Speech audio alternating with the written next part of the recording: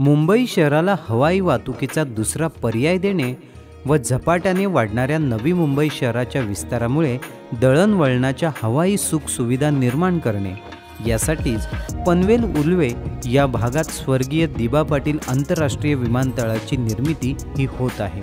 चला तर मग दिबा पाटील आंतरराष्ट्रीय विमानतळ पाहूयात आपल्या ड्रोनच्या नजरेतून।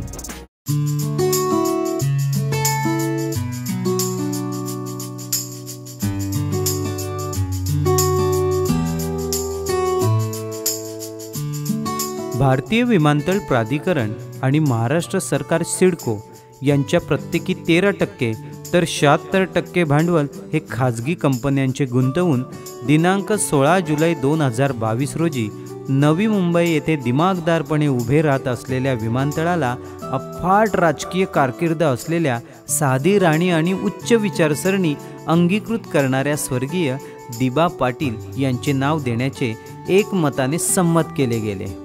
आता आपल्याला एक प्रश्न पडला असेल की इतकं मोठं आंतरराष्ट्रीय विमानतळ त्याला हे नाव देणं हे साजेसे ठरेल का? तर याचे उत्तर आहे होय।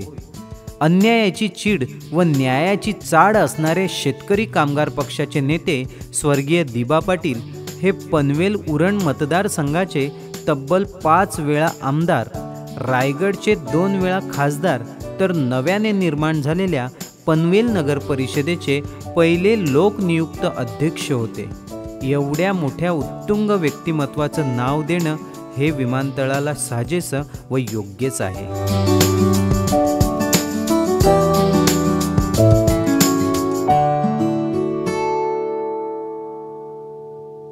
16,700 कोटी रुपयांचा हा महत्त्वाकांक्षी प्रकल्प सध्या झपाट्याने उभा राहत आहे।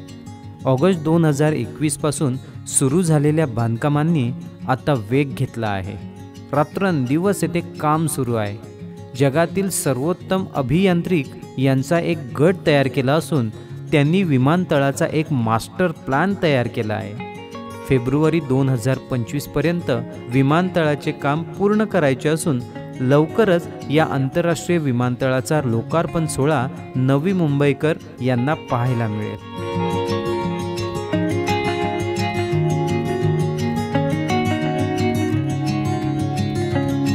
जुलै महिन्यामध्ये आषाढी एकादशीच्या शुभमुहूर्तावर स्वर्गीय दिबा पाटील आंतरराष्ट्रीय विमानतळावरून पहिल्या विमानाने आकाशात झेपसुद्धा घेतली आहे। विमानतळाच्या सिग्नल सिस्टीमची चाचणी घेण्यासाठी येथील हवाई पट्टीवर एअरपोर्ट ऑथॉरिटी ऑफ इंडियाचे एक छोटे विमान उतरवून चाचणी घेण्यात आली। मुंबई शहराला विमानाचे कौतुक नाही, कारण रोज अशी असंख्य विमाने डोक्याच्या वरून ये-जा करतात, पण मात्र नवी मुंबई येथील रहिवाशांना या चाचणीचा कमाल आनंद झाला होता। प्रत्येकालाच या घटनेचे अप्रूप आणि कौतुक वाटत होते, कारण त्यांचा आता भविष्यासाठीचा प्रवास हा सुखकर होणार होता।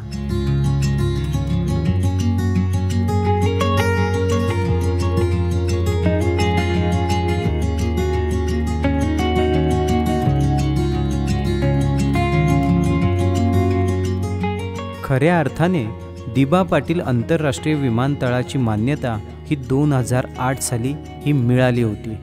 तेथून तब्बल 12 वर्ष ही टेकड्यांची सपाटीकरण, गावांचे पुनर्विकसन व 1160 हेक्टर परिसराच्या संरक्षण भिंतीमध्ये गेली। आजच्या घडीला 80% काम पूर्ण झाले असून लवकरच तो टक्का 100वर जाईल आणि जगाच्या कनेक्टिव्हिटीमध्ये दिबा पाटील आंतरराष्ट्रीय विमानतळाचे नाव हे जोडले जाईल। मुंबई प्रदेशाप्रमाणेच नवी मुंबईचंही जागतिकीकरण व्हायला सुरुवात होईल।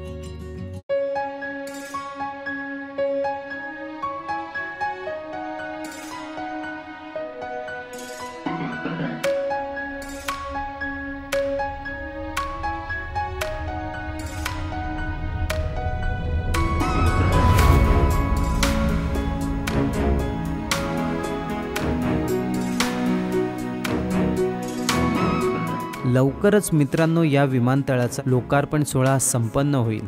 सगळीकडे जामर आणि हवाई सिस्टीम सुरू होईल। त्यानंतर मात्र या परिसरामध्ये ड्रोन उडवणं हे अलाउड होणार नाही आणि म्हणून संपूर्ण एअर सिस्टम कार्यान्वित होण्याच्या आधी आपण स्वर्गीय दिबा पाटील आंतरराष्ट्रीय विमानतळाचे ड्रोन शॉट घेतले आणि त्याची पाहणी केली। हे ड्रोन शॉट तुम्हाला कसे वाटले हे मला कमेंट करून जरूर कळवा। आत्ता आपण या व्हिडिओचा करूयात एंड, भेटूयात पुढील व्हिडिओमध्ये। तोपर्यंत स्वतःची काळजी घ्या। आपल्या चॅनलवरील वेगवेगळे व्हिडिओ पाहत राहा, लाईक करा, शेअर करा आणि आपल्या चॅनलला सबस्क्राईब करायला मात्र विसरू नका। जय शिवराय।